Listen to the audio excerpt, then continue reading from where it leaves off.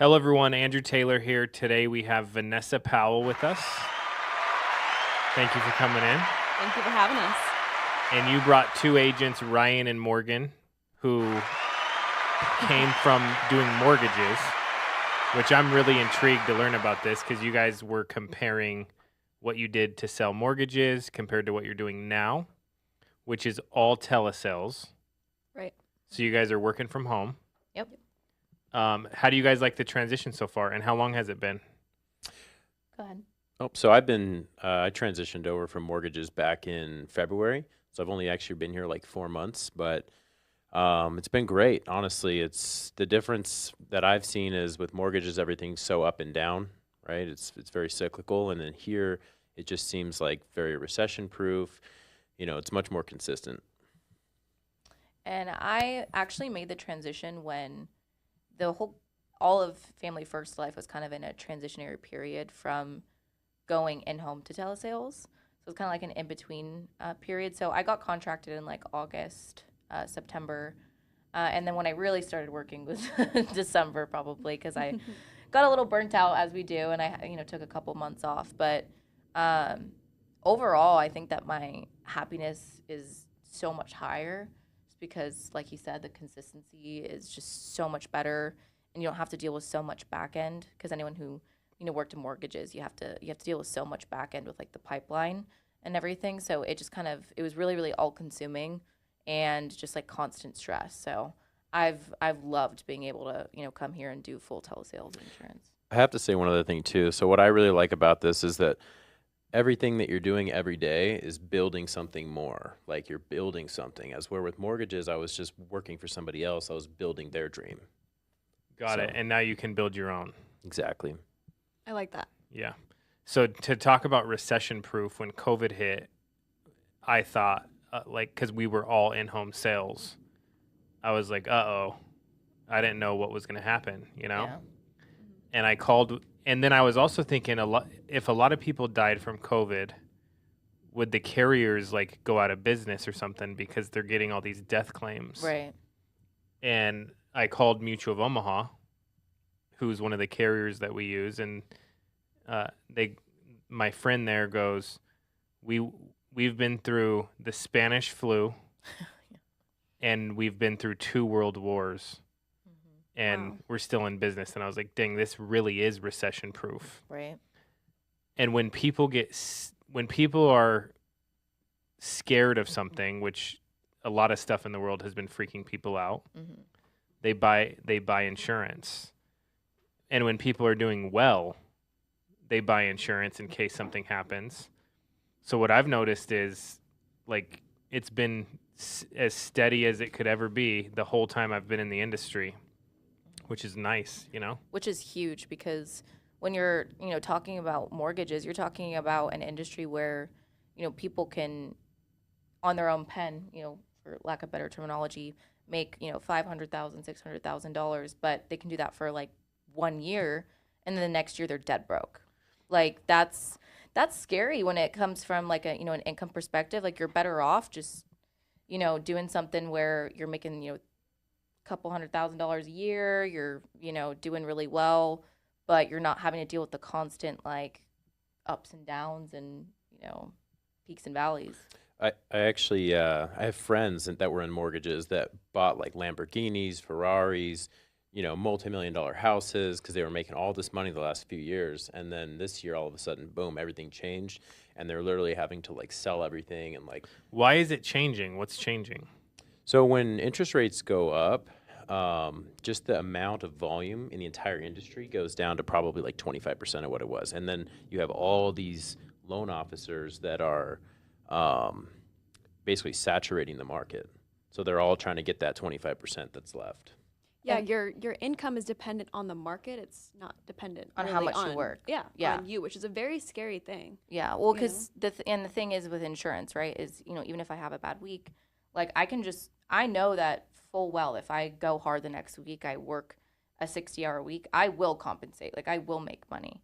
But you could be working 60-hour weeks for a month in mortgages, but like there's just nobody to buy.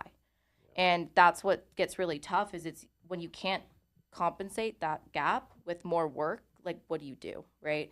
And the reason for that is typically because there's two big markets. It's going to be purchases and refinances. So in a market like this, where the rates are higher than they've been for the past 3 years, nobody's refinancing. And that's around 75% of the volume when the market's hot. So with that completely out of the picture, all that's left is home purchases. And a lot of times you're going to have realtors that have their own relationships with loan officers. So you're completely cut out of that equation. So it's hyper competitive. It has, a lot of people that have been, working there for a period of time that just drop off completely.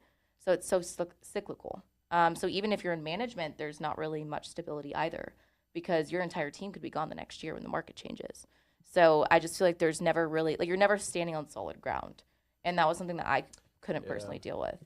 You have a lot less control. You know what I mean? And that's one thing that I loved when I came into insurance is I'm like, wow, I'm not having to worry about my money being, coming from a processor, an underwriter, a title company, an appraiser. Any one of those people makes a mistake or screws something up, there goes my entire 30 days worth of work on that loan.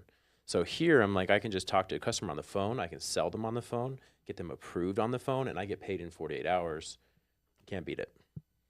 So let's talk about the application process. Okay. With insurance, what does that consist of if someone was looking at getting into insurance? So I guess we can do kind of like a compare contrast. The application, in general, right? You're collecting information just like you would within mortgages.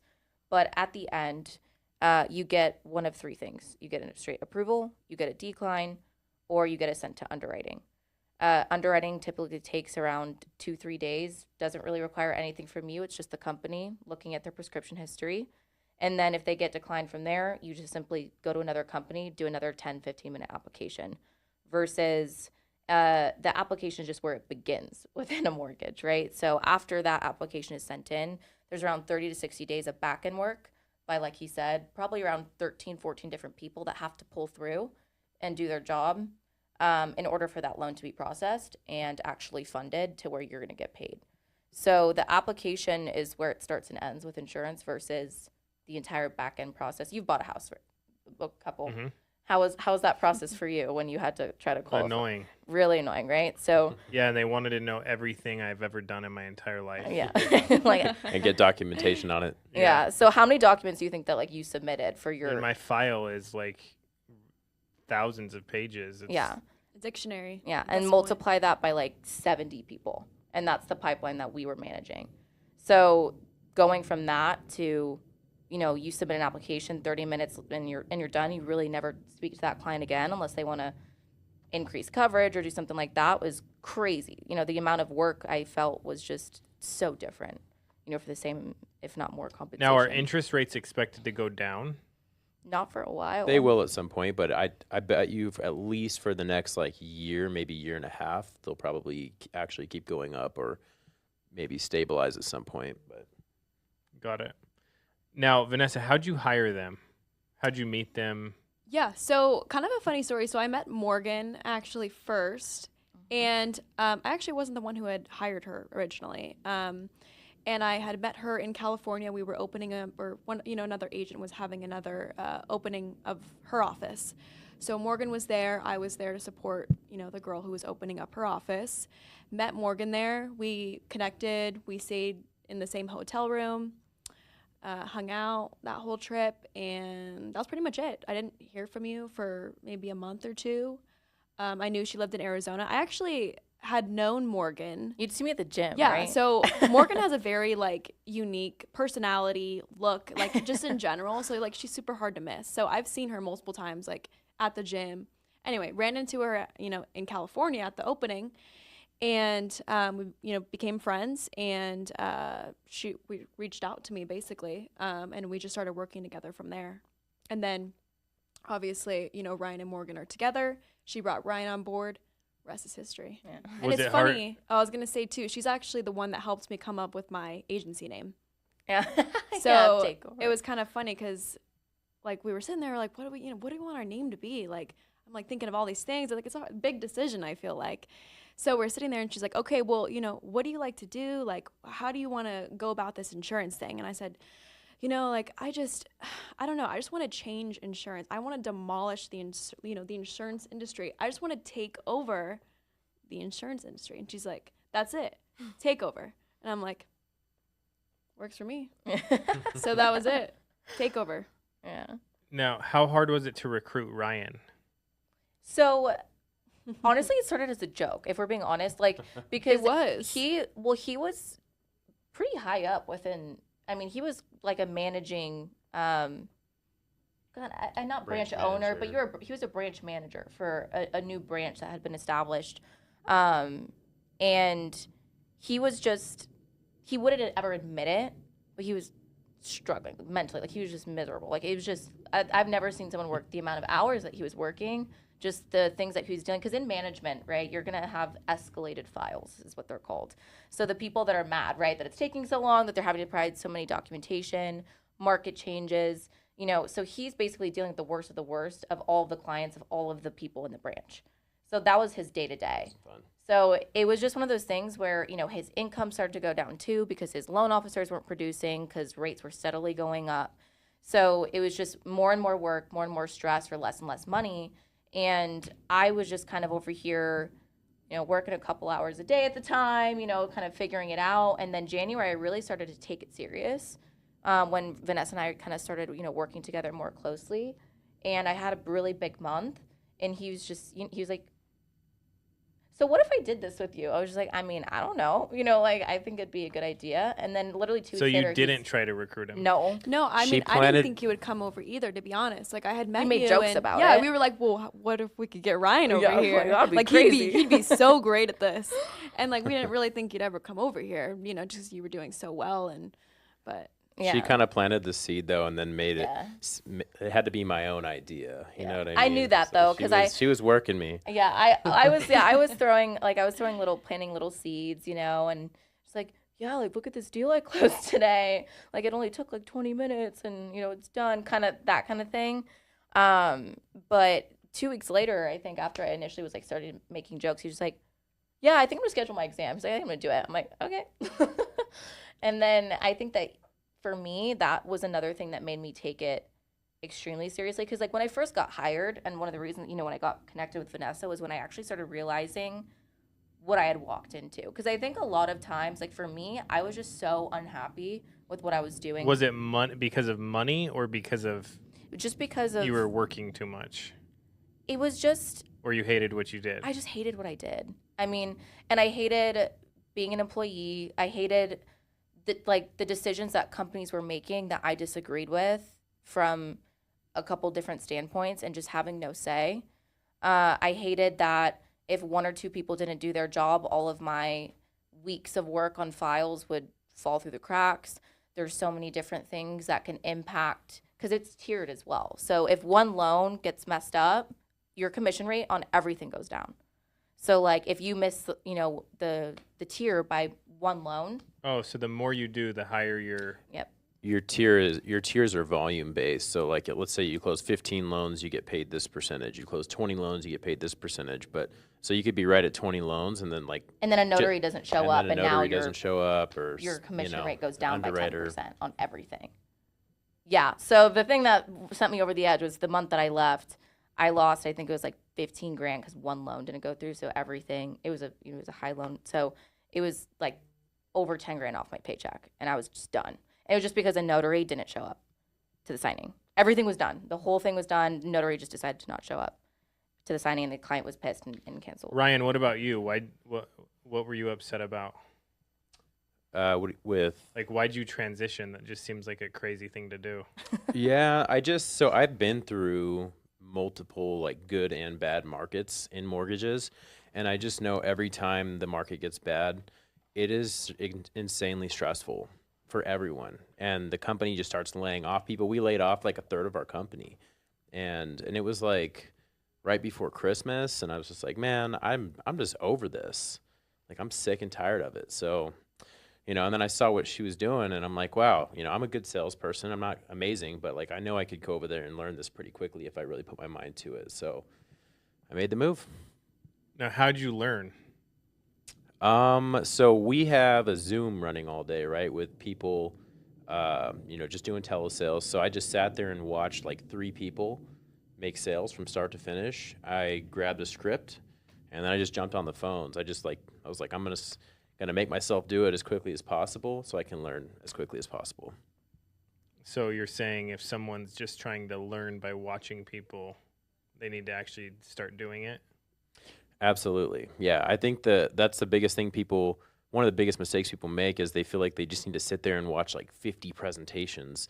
The reality is, maybe watch 5, maybe watch 10, but actually grab the script and just get on the phones. And the faster you do that, the faster you're going to find success. That's huge. Now, was it hard for you guys to get started? Were you good? Were there any frustrations? Like, what can people expect?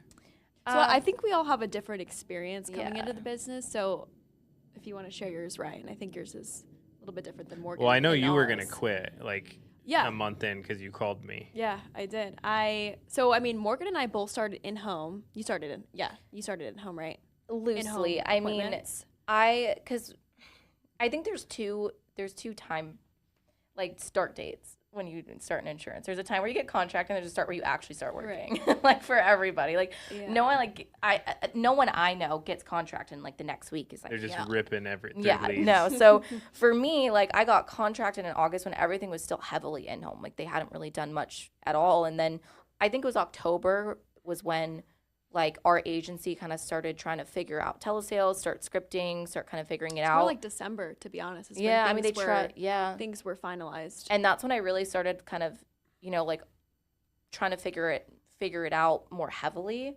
The in-home model, I wasn't a fan of. Not that it's not a great model. Like, a lot of people make a lot of money with it, but I What was selling didn't you over, like? I was selling over the phone before that and mortgages. So it just, in my brain, I was like, if I'm calling someone who's interested in the insurance, why am I booking an appointment and giving them a chance to not show up? Another thing to think about, which I thought about, if a loan officer can get hundreds of files over the phone, Like W-2s, tax returns, like, so, like, Yeah. everything. Everything is just done over the phone now. I think Yeah. everyone's used to it. Like, you Right. pay your bills online, you talk to everyone on your phone. Well, It and doesn't make any sense to go to someone's home Yeah. anymore. Like, that's almost a little strange Yeah. if you think about it. Especially now, like consumers are used to it, right? So Right. like it's normal now, like you said, for them. I think that's really opened the door for telesales, especially with insurance. Like, I think like if I was purchasing insurance right now and someone says, I have to come to your home to, provide you health insurance, car insurance, or life insurance, I'd be like, what? Like, no, you're not coming to my home. We're doing this over the phone. Like, yeah. even if I wasn't in insurance, I would be like, why are you coming to my home? That's Well, I think strange. what it was for little me bit. too is when I was trying to run the in-home model, and I would, like, be spending all day calling, and I would have 10 people that say yes, I was interested in that, and then you go the next day and like 4 of them don't show up, 2 reschedule. I was like, if I had just spent 10 minutes with them right then and there when they said they were interested and gone over it with them, I could have just spoken, you know what I mean? I could have just gotten the information to them then and there. And everyone has different perspectives on that. But yeah, because some people love in-home, yeah, it's and just that's all preference. I only did in-home, Mm-hmm. but there are perks to it too. Like yeah, there Higher is premium. money left on the table mm-hmm. I because agree. Agreed. you could turn one sale into 5 sales yeah, in the home, mm-hmm. and you can find retirement money to roll over. You can Right. Add IUL products. You can do all this Mhm. stuff, but there's also something nice in telesales where the time you would spend driving, you could spend talking to people. To more people. Yeah. Yeah. And I think it's about how you do it too, because you can, I mean, I've sold some pretty big, IUL products and stuff like that. It's all been over the phone. And I think that it's just about actually taking your time, because it's easy when it's on the phone to just breeze through it and just kind of barrel through the conversation. And I think the reason that you end up selling higher premiums or, just finding more deals when you're in home is like you're sitting on their couch, you're seeing their dog, you're seeing their family photos. Like, you're just going to, the person's more human to you. So you're going to talk to them more. You're going to Yeah. know more about them. But if you take the time and the care to do that on the phone with people, you're still going to make that connection. So how do you make the connection on the phone? I mean, I think for me, making that connection with them, like, I'm a big jokester on the phone. I crack a lot of jokes. I say the same Like jokes. what? Give us some jokes. You want to say one? Do you know one of my jokes that I say? I know a few of your jokes. I say like this. recycle I them. literally I say feel like the they're same not ones. funny. I mean, so like if I have like a husband and wife, I'll be like, how long have you guys been married? Haven't They're like, gotten oh, like 20, 30 years. Oh, Mary, you haven't gotten rid of him yet, huh? And then they just laugh like, oh no, Oh I my haven't gosh. gotten rid of him yet. There's this video I have to show you, Andrew. It's one of my agents, Talia, and we always tell people like read the script, like exactly like read the script. And one of our other agents is presenting, and she's literally recording herself saying verbatim what The she's saying script. in the presentation. And it's just really funny because like we all, we harp on read the script, and she's just reciting it word for word. Yeah. So I pretty mean, funny. just crack jokes. What with other them. jokes? I say another one where it's like either like older women or older men. I'll be like, and I have here, you're 70 as of today, right? And they're like, yeah, I'm 70. Wow, you sure don't sound like you're 70. You sound like you're in like your 30s. And That's then they more just of like a love it. compliment. They- But it's they like, love that one. It's like a joke / compliment. Like they love it. They love it so much. They're What like, else? Ha, ha, ha. I like to ask them, questions about their family. Like, so I'll ask them if they have Yeah. kids or grandkids, like older folks that are That's doing final good. expense. I'll ask about grandkids, and they'll be like, I have 8 grandkids. And I'll say, wow, it sounds like you have such a nice family, and just like really just kind of butter them up, Yeah. and they love that. Yeah, I think like sometimes too, I will. Sometimes like I'll ask men, I'll be like, "Are you currently pregnant?" Haha, just kidding. Like I'll say that sometimes too, or like if they're like, That is if they're, actually like when you were that one's good. when you were in home and like you would have like a really stern person and you'd be like, "Wow, you have a really good poker face." Like, have you ever played poker or something like that? Did you ever say that joke when you were in home? yeah. I have say said that over the phone too. I'm like, you must have a really good poker face, and then they just don't really get it, but I just say it anyway. Because they're just like, they're not really talking over the phone. You're Yeah. hilarious. You actually, you are she's funny. she's really funny when you hear her on the phone sometimes. Yeah, I'm pretty like stern, but also like kind of funny. I think you just can't take it too serious. You know what I mean? Like they're just Yeah. people. Yeah, And I think exactly. If you sound like a robot and like a telemarketer, like they're not. they're gonna hang up on you. Yeah. They're not gonna think. It's just like You're a humanizing person. yourself too, like talking about yourself. Like, oh, I hear a dog in the background. Like, my German Shepherd is over there taking a nap too. Just kind of humanizing yourself and humanizing them. And it's really easy to form that connection with, especially if you're talking to final expense. Do you have a clients. German Shepherd? Well, my sister does, and I've adopted him as my own. So So when I was in the home, I always said if their dog likes you, they buy 100% of the time. really, that's Like great. if their dog's on your lap and you're petting it, they're definitely buying. Right. Yeah, it's just that, it's that connection. It's that, human aspect. So I think that's why a lot of people, when they're going to in-home over the phone, that might be something that, it's hard for them to replicate. But there's definitely a way to do it. And it's important to note, too, I mean, there's pros and cons to both models. But when you're doing in-home, appointments, right, that you're not going to sit with every single one of them. That's just part of it. You know that you're going to show up to a house to get no-showed, to get rescheduled on, to get the door slammed in your face, and no one questions it, right, and says it doesn't work. So I think when people try to switch to telesales and they get hung up on in the middle of the application, or, they get to banking and they get an objection, that's also just part of it, right? So I think that that's an important thing to note, that there's going to be pros and cons, and it's just based off of preference, but that's kind of what's awesome, right, is like we can kind of choose. If I want to go run in-homes next week, I could. So I think that's kind of what's really cool about being able to make those decisions for yourself and, build a business based off of what you think, is going to serve you the best. How hard is it to be your own boss and like really truly have your own schedule? Because It's the hardest part. that's the hardest part, That's right? literally it's the hardest part, is holding yourself accountable, especially when you can make really big commissions. It's easy to just make a sale early and be like, okay, I'm going to chill for 2 days. But I think that what held me accountable was agents. Yeah, I was gonna say an Like agency. just having agents that are depending on you to show up.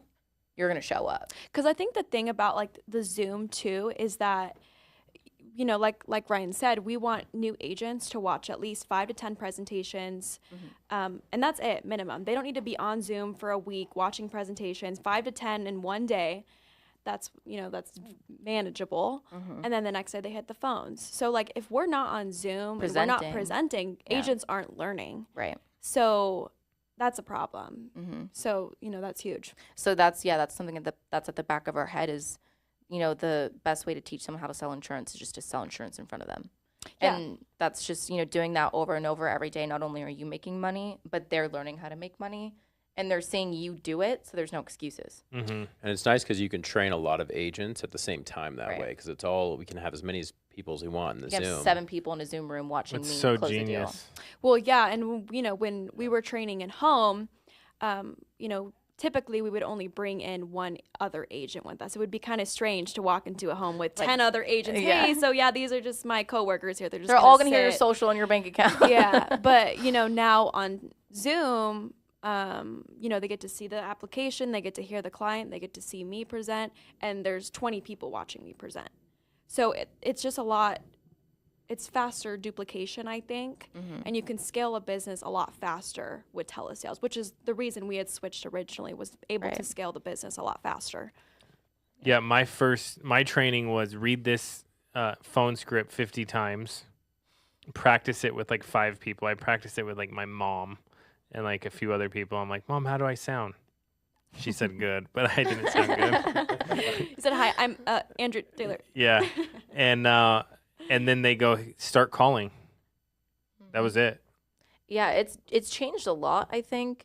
And I will say there's something to be said about having to just figure it out, because that's kind of like when I came in, I just had to kind of figure it out. And I think that creates very good producers and very good business owners, because when you're just having to be resourceful and like you have everything you need, genuinely, you have the scripting, you have the leads, you have videos, podcasts, trainings, there's everything that you need. So at that point, like, you can figure it out if you want to.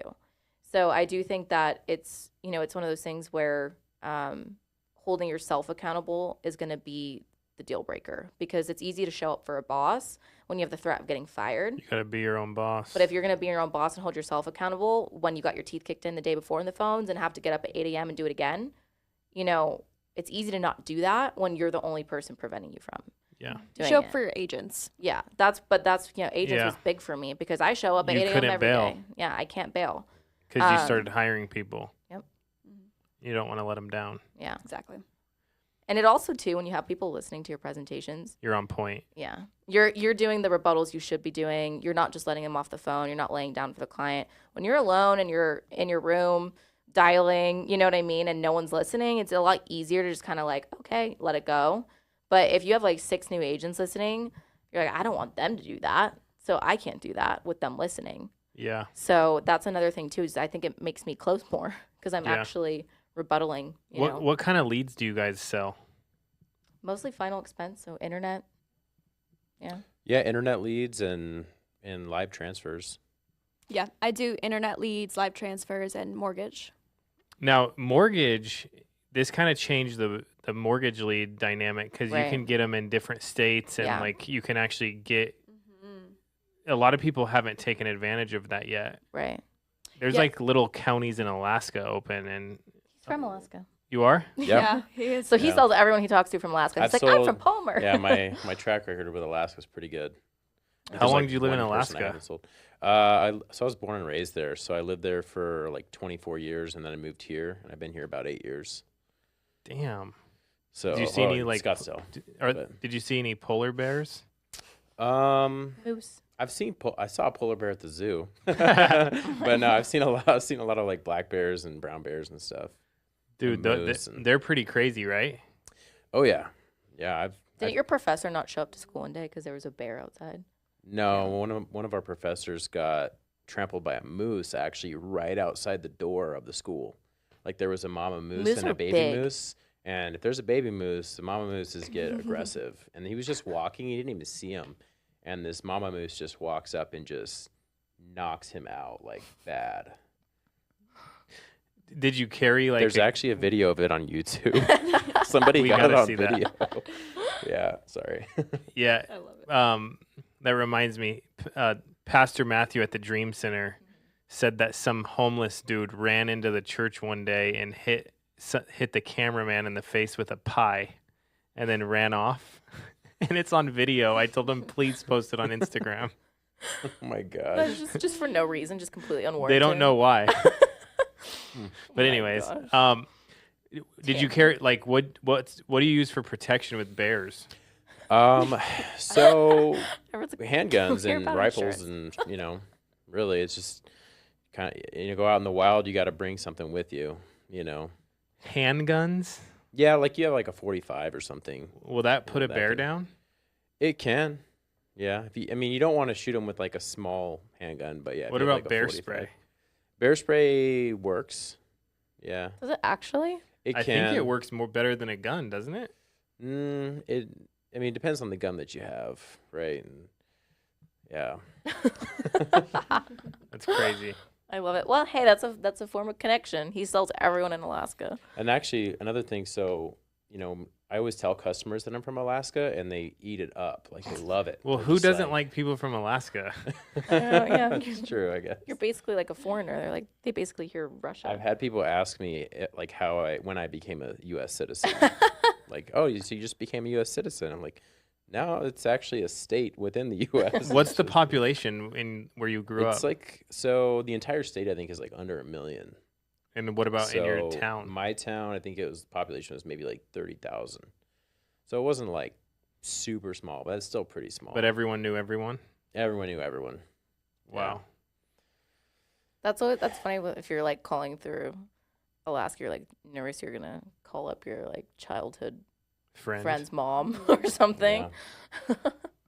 I was gonna say too, one of the interesting things about telesales too is that you can work any time zone. So we were all actually just in Hawaii like a few weeks ago. We went out there just to work. We didn't plan on running in homes. We were just gonna do telesales, except we woke up at, God, I was up at like 4 a.m. Yeah. 3:30 one morning, and I could Why? start working because it was.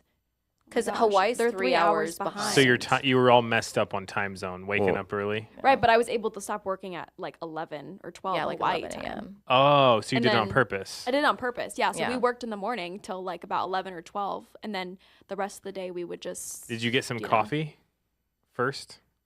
I had energy drinks, Not multiple. multiple, yeah. We Monsters. definitely, yeah.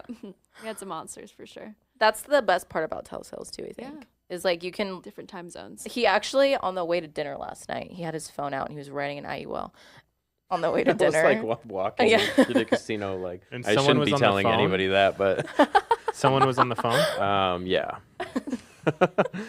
So that's why telesales, like it's true freedom, like it's true flexibility. Like we Yeah. went and we still worked like a full week when we were in Hawaii, Mm-hmm. just, running virtually. Yeah, it was awesome. That's crazy. Yeah.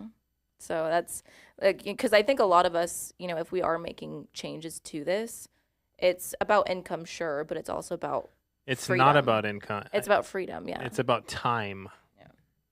That's what I told someone. Someone said, well, you're not allowed to talk about income. And I'm like, dude, I'm selling time. Right. Freedom, yeah. Yeah. That's our Yeah. goal. Because I know I harped on this when I, was first coming over here. I don't have it in me to do sales till I'm 65. I don't. I can't. So the way to Not do that. not do that, right, is to create a successful agency. And in the interim, right, you're still leading, you're still working, you're still creating, high income earners, changing lives. But I don't want to call it an out, but it's a way to create a future for yourself that's not like shackled to a desk until you're 60 years old. Yeah. I don't think I've told anyone this, but I was writing like 500 apps a year Oh my gosh. and I didn't have a team. Mm-hmm. And at the end of the year, there'd be this big award ceremony and I'd get all these trophies and money and all this stuff. Mm-hmm. And then January 1 would come and I'm like depressed. Like I have to Yeah. do that again Yeah. to maintain this lifestyle. Right. It's grueling. And then I was like, dude, I want And to, then rinse and repeat for another 40 years. I want to build like- an agency. And then there was this guy who would always get the same leads as me. He was like 85. Wait, he was 85? Yeah, and He was he working? worked hard. Like he would knock their door if they didn't answer their phone. He was crazy. He would pitch them like really expensive policies, Right. like $1,800 a month, Oh my $2,000 a month, and then I would come in and show them like $200 or $300 a month, and they're like, "Yeah, we want to do this one." God. Right. So I liked coming in behind him Yeah. because they were laydowns. But I always thought I don't want to have to do that. Yeah. If I wanted to do it because I wanted to, that's cool. But I don't want to have to. Right. So why build an agency? Because it's the easiest way to build passive income that I know of. Yeah. And then, throw in the opportunity to partner with integrity and it's just game over. And Yeah, that's a whole nother it's a whole other podcast, but yeah. it's like, it's a whole other element though, because you're genuinely giving yourself the opportunity to have, an opportunity that just isn't there anywhere else. I mean, like everyone that builds a business, they want to, if they knew who was going to buy the business if they built it, they're like, dude, that's a no-brainer. Right.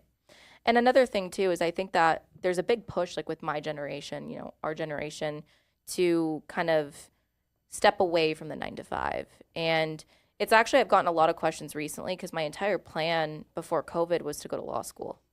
And it was actually, a really big passion of mine. I worked really hard for a lot of years to go and pursue that. And I had kind of a disillusionment when, I was doing different jobs and internships in the field. And I realized how much they worked for how little and how little of an opportunity they had to really get ahead. Even these people that we think of are the traditional idea of success, like doctors, lawyers, this, that, they have the shackle of the student debt. They're working, the student debt. Insurance is making it hard for them to make money, doctors at least. Yeah. It's just, it's one of those things where you work for however many years, however many hundreds of thousands of dollars of student debt to kind of have those golden handcuffs a little bit. I would have had to go into corporate law, which isn't really what I wanted to do in order to make enough money to pay off the student loans. What did you want to do? I wanted to be kind of in more of a international kind of like human rights kind of law, maybe trial court, so like criminal. I didn't really decide on prosecutorial or defense. But defense would be crazy. Defense would be insane. I mean, what you would have to do. And then you really think about what we do and like the complaints that we have day to day. And it's just for the compensation that we get and the opportunity that we have, it's genuinely, there's nothing like it. And that's coming from someone who's done a ton of different things already. And I made the decision to continue with this because, I didn't want to spend decades, for the chance to become partner at a law firm, working 80-hour weeks and still not have anything to call my own, Have you ever seen the movie The Firm with Tom Cruise? So. I don't think so. I haven't seen it, no. Oh, it's pretty good. He's working at a law firm and it's crazy. Yeah. You should watch it. I was going to say too, like it just almost doesn't feel real sometimes, like the opportunity here. Like I remember I called you. And you wanted to quit? I wanted to quit and I said, just like, please tell me that. No, you didn't say that. You said, is this real? And I'm like, what are you talking about? Those are my exact I words. feel like we've all had real? that kind of, it's a too good to be true kind of thing. I feel like that's actually how I felt too. Before I started, I was like, because she explained integrity, she explained how building an agency works and comp plans and all that stuff, and I was like, I don't believe it. So that's when after Sean Ruggiero came out to Scottsdale and we sat down and had dinner with him, and he just kind of like explained everything, and I was like, wow, this is a crazy opportunity. The reason for your perspective on that too, though, because for the branch that he was at, he saw all the back end, because scaling a business and any other type of sales organization, like you're millions of dollars in the hole with investors before you even see a penny of profit. And I think that's why he was like, there's just no way. Like, there's just no way that you're going to be making that off of building a team, because every single month, I think they were spending over $200,000 on leads for their loan officers. You're probably spending $100 to $200,000 on processors, underwriters, just back end, payments for that kind of thing. Another $20, $30,000 for the office. Probably $30 per credit pull. Just the expenses were like $500,000 every single month. So if you didn't produce enough to profit that, like, you're making no money. But it's not too good to be true, though, because it does suck. Facts. Okay. Like, you're calling and you're like, this person yells at you and you paid for a lead, and there are parts of it that do suck. Life 100%. insurance? Yeah. Yeah, I mean, I don't think selling insurance is fun. Like, I don't No. think anyone wants to sell insurance, but I think just selling anything just isn't the fun. opportunity almost seems Compared unreal. to other sales, I think it's 100%. the best. Right. Yeah. Because selling anything, I mean, no one is in sales because they have a passion for it. You know what I mean? They're in sales because they can make. There's no cap on Good income. money. There's no cap. I think selling is fun. Yeah, I do too. I enjoy when I make a sale, right? And then you're like, all right, I got Yeah, one. it gives you a little high. It's like a little. Yeah. It's like a free drug. A free drug. You know, you get a little dopamine hit when you make a sale, And it won't kill you. and it's good for you. And it's good for you. Yeah. Yeah. Keeps you going. Okay, so one question that I have to ask. Okay. You guys are working internet leads and live transfers. I talk to people all the time that refuse to work internet leads because they say that they suck. Why do you guys think that is, and what's your opinion on that? I have an was- opinion on that for sure. I was just going to say that I don't think any of the leads suck. I think that it's a human to talk to. And everyone needs insurance. Everyone's going to buy insurance. So I just think it's all about perspective too. This whole business is, whether you're building a team, whether you're selling insurance, like anything in this business is going to be perspective. So if you have a good perspective on it, then I think Well, it changes things. I think another thing too, because I worked mortgage protection quite a bit too. I haven't been working them quite as much recently, but mortgage protection is going to be a higher intent form of lead because it's a mailer. But that means you're going to get into a lot of presentations, right? But they're harder to close. Once you get someone on the phone that's like a sweet 7-year-old lady that loves her, children or her grandchildren, and all she wants to do is just spend, $70, $80 a month to make sure her burial is taken care of. Once you get that lady on the phone, that's the easiest sale in the world because the value is already in their head, right? So the hard part with internet leads is just dealing with the rejection of talking to people who maybe just filled out a form, didn't expect a call, and you're having to deal with a bunch of those people, but then you get the person that's interested, and it's like that. Mortgage protection is kind of the opposite. You're going to talk to a lot of people that are interested, but it's a harder sale, in my opinion, because you're going to have the people that want to pay off the whole mortgage, but it just doesn't make sense, or they're too old for that. So in my opinion, I think that it's just, do you want to spend more time dialing to get the easier sales, or do you want to talk to more people, get in more people in presentations? So that's kind of my take on it from working both sources, but they're both good. Yeah. I think with internet leads, it's harder to get people into a conversation than with the mortgage leads. Because mortgage leads, you can just call and say, hey, I'm calling about your mortgage with this lender, right? And they're like, oh, yeah, okay. And you built credibility because you know that information. As where with final expense internet leads, it's going to be harder to get people to listen to you and to grab a pen and paper right away. But if you're good on the phones and you can master that and get very good at like getting people to listen to you, then you're going to make a lot more sales. I think those are the people that are more successful with internet leads. I remember talking to Nina at one point too, and I was talking about, what county to buy in. And I would always, do what everyone does. Okay, like, I would look at the average income and, crime rate, everything like that. She's like, Morgan, the middle class is like where you want to talk to, the people that aren't making as much money, because that's the people who genuinely need this. If you're talking to someone with $1 million in the bank, they're not going to be as inclined to, buy a life insurance policy, right? Because they think they have it figured out, right? So the people that you want to talk to are the people that, maybe don't have a ton of money in the bank. But like, at what point does the agent have to look in the mirror and go, maybe I should get better? Every day. Yeah. I mean, it's generally always going to be something you're doing that is preventing you from making the sales that you want to make. Because I have an agent, Kirsha, and she protected, I think, 32 families her second month off exclusively internet leads. like 2-3-month-old internet leads. Yeah. And I have other people that start on the same lead in the same counties, and they don't do well at all. So and I think that we all do the same thing. We all dial the same leads. We all are on Zoom. We all say the exact same thing. So if you say it doesn't work, then you're seeing other people do it. So it's hard to say it doesn't work. yeah. You almost can't really say that in Yeah. in our agency because we all do the same thing. I told Yeah. this agent, You he know? goes, I'm quitting and I'm going to go look for a new company because, the leads don't work. And I go, dude, you could buy leads from any Yeah. lead company Literally. in the U.S. That other people are doing very well with. Mm-hmm. But I have a company you should go to that I want to recommend that you go look into. And he goes, what?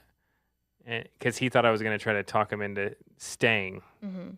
And I go, you should go look into the Mirror. The Mirror Agency. Mic Yeah. drop. Yeah. Mic drop. Yeah, no, I think that's huge. It's just, actually looking at what you're doing and what you could be doing differently, because if someone in their second month can produce that kind of numbers off of the exact same leads that you're working, it's not the leads, it's you. And that was something that I kind of, getting real with myself. And another thing too is just recognizing the people that produce the most and protect the most families. They deal with more no's than all of us, right? So I think that's been something that's really helpful with Zoom, because we're also unmuting, kind of like our system is main room, you're dialing. So once you get someone on the phone, you try to get them to grab a pen and paper, and you deal with a lot of rejection in that first 2 minutes, right? So we're going to deal with the most rejection. And having leaders unmuting when they're dialing, and having new agents hear the fact that some people tell us no, not interested, hang up, not interested, hang up. And then, 5 minutes later, since we've still been doing it for the last, however many leads, we get someone that's sweet and wants to listen to us, and we hop into a room and they hear it from start to finish. So if you're that agent that after 5 no's is screw this, the leads don't work, that's a you problem, right? Because that sixth person that is sixth probably person might be the person that picks up. Something I did is every time someone would tell me no, and it would be like the person could have cussed me out and not even let me talk. Mm-hmm. I would ask someone who's really good, what would you have said in this situation? Mm-hmm. And then I would take that as I could have done something better. Right. And I went to this appointment and the guy answered the door with no shirt on. He's 6'5". And I'm like, oh, hi, I'm here for insurance. And I was already having a bad day because I wasn't Right. selling anything. And the dude was so mean. Mm-hmm. Okay. And I was like, dude, I'm out of here. Well, I gave that lead to Paul McLean and I said, if you close this, if you could close this guy, you're considered the best salesperson I know. I'll give you that title. Because this guy was so mean. Mm-hmm. The next day, he sent me a picture of that guy's check to get a policy. No way. And I'm like, dude, everybody could be closed. Right. And that's when I was like, what'd you do? Right? What did he say? He said right when he answered the door, he was like, yo, were you in the NFL? Dude, you're a monster. Do you work out all the time? And I answered the door mad because my previous appointment, Right. I didn't close, and I was hungry and tired and wanted to go home. And I'm like, oh, whatever. Mm-hmm. So you almost used it as an excuse to leave. No, he just felt my vibes right away. Right. It was like, I don't like this guy. People can sense that on the phones too. Yeah. For sure. Yeah, but Paul went in there, complimented him, smiled. He wouldn't show me his current policy that he had. Mm-hmm. He got it for Paul. So he goes, this is everything I have. He's like, I'm not showing you nothing. But that's when I realized anybody can be closed. Mm-hmm. And what could we do better as producers, or how can we get better? And then my other friend, who's a real rocket scientist, started building an agency.